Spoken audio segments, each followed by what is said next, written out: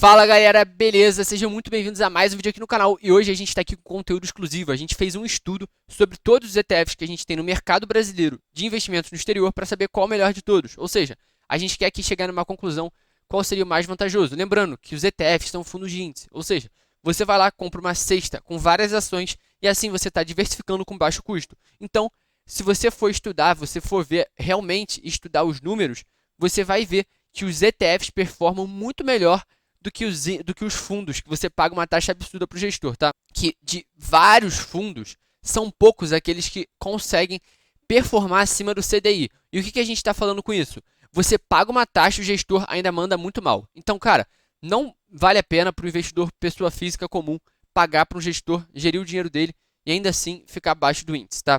E quais são os principais ETFs que investem no exterior aqui do Brasil?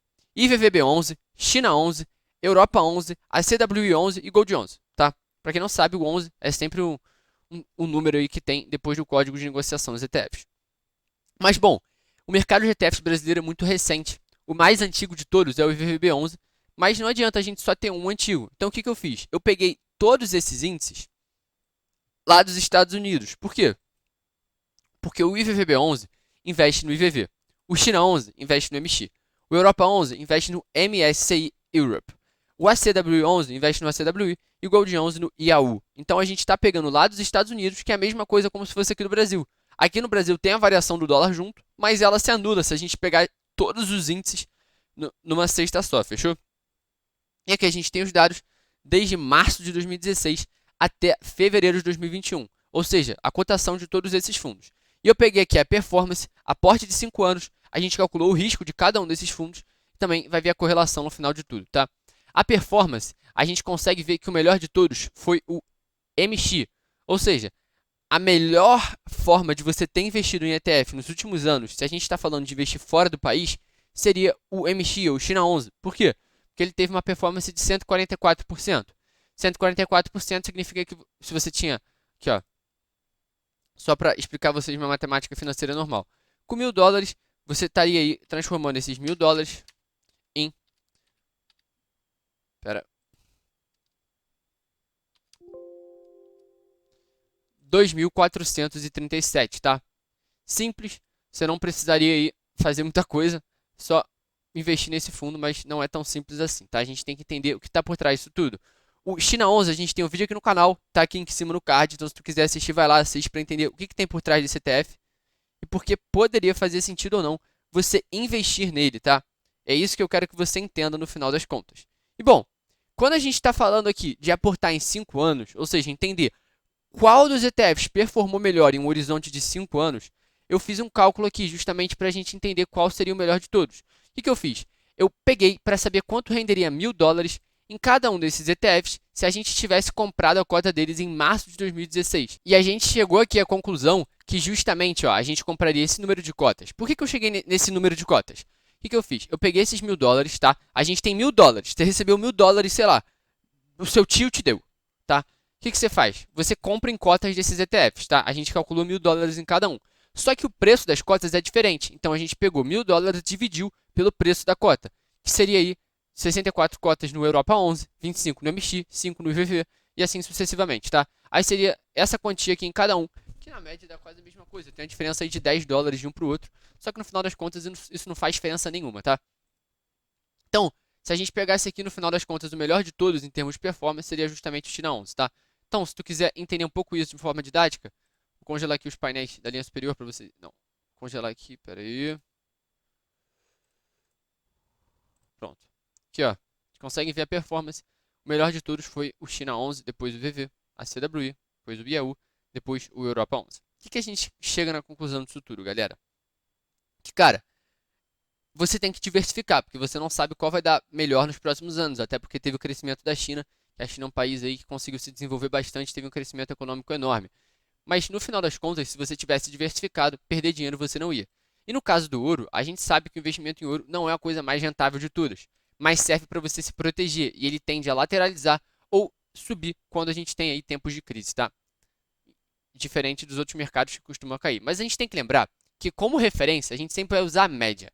E qual é a média do mundo? São as 500 maiores empresas dos Estados Unidos, que seria o S&P 500. Qual desses ETFs replica o SP500? É justamente o IVV, ou o que seria aí o SPXI ou o IVVB11, tá? No caso, o IVVB11, ele performou aqui. Então, o único que superou foi o MX, que teve aí quase o dobro de dinheiro, tá? Não, quase o dobro não. $500, $400 a mais. Deixa eu ver a diferença aqui. Aqui, ó, $433 de diferença, que no final das contas, se fossem $100 mil, isso também seria aí uma diferença muito grande. Então, é tudo a questão de você entender aí quanto você colocaria e quanto você pode diversificar.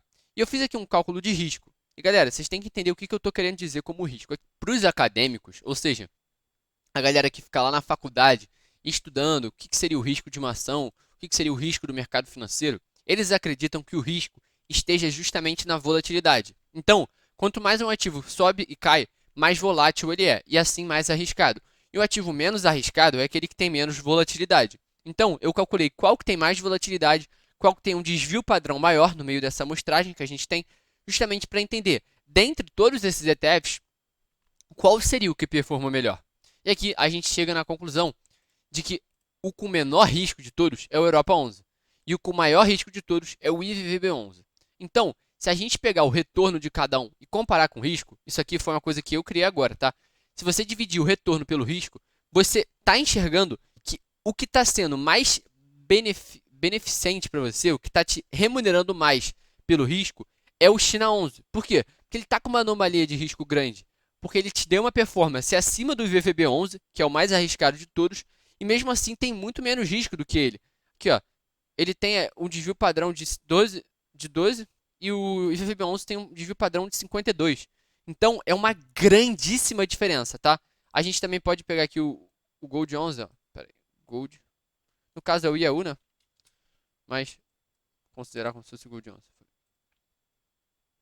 Vocês podem ver, é porque eu peguei o IAU depois, por isso que não está aqui. Mas de qualquer forma, vocês conseguem entender que a performance do IAU foi menor do que os demais. Espera, vou pegar aqui. A performance 36%. Cara, dá para entender justamente isso. Por quê? Ele teve o menor desvio padrão de todos. É aquilo que eu estava te falando. O ouro ele sempre lateraliza, não costuma ter grandes explosões nem volatilidade muito grande no preço. No final das contas, a gente quer calcular a correlação, que é o quê? O quanto um ativo é correlato com o outro. E a gente já fez isso entre o China 11 e o IVVB 11. E agora a gente vai calcular a correlação geral, tá? Se você quiser calcular a correlação entre um e outro, você pode fazer assim, ó, Correl. Pera, fiz besteira aqui. Correl. Aí você vai, bota a matriz de dados 1. Que seria essa daqui. Depois, a matriz de dados 2. Assim é uma forma de você calcular, mas a gente não vai fazer assim não. Porque a gente é brabo, porque a gente sabe fazer de uma forma mais simples. Você chega aqui, ó. Seleciona isso tudo. Aí você vem aqui em análise de dados. Você chega lá na parte de cima que tem correlação. Aí você vai colocar, ok, intervalo de entrada. A gente já colocou o intervalo de entrada, que seria justamente isso daqui. Certo? Rótulos na primeira linha. E a gente vai botar o intervalo de saída numa nova planilha. Isso, certo. E aqui a gente tem a correlação entre todos esses ETFs, tá? Então, qual é a nossa conclusão aqui? Vamos botar aqui mais bonitinho para não confundir a cabeça de vocês, tá? Você vem aqui em página inicial, bota a formatação condicional, escalas de cor. O ideal é que a correlação seja mais próximo de zero, né? Então, essa aqui é a formatação ideal. A carteira ideal, em tese, seria uma com Europa 11 e Gold 11, que você está com ativos que têm a correlação negativa, ou seja, são quase perfeitamente não correlatos. E a pior de todas seria, sei lá, a CWI 11 e VVB 11, porque eles têm uma correlação muito grande, tá? Mas a gente já entendeu a performance de cada um deles, qual seria em tese mais vantajoso, qual não seria. E agora a decisão é contigo. Eu quero que tu deixe aqui nos comentários a sua sugestão, qual ativo você quer. A gente pode fazer isso com vários ativos da Bolsa de Valores, só depende de você, tá? Então, se você quiser outras sugestões de vídeos, me diz aí qual desses ETFs você prefere, tá? Comenta aqui embaixo, se inscreve no canal. Tamo junto e é só o começo. Fui!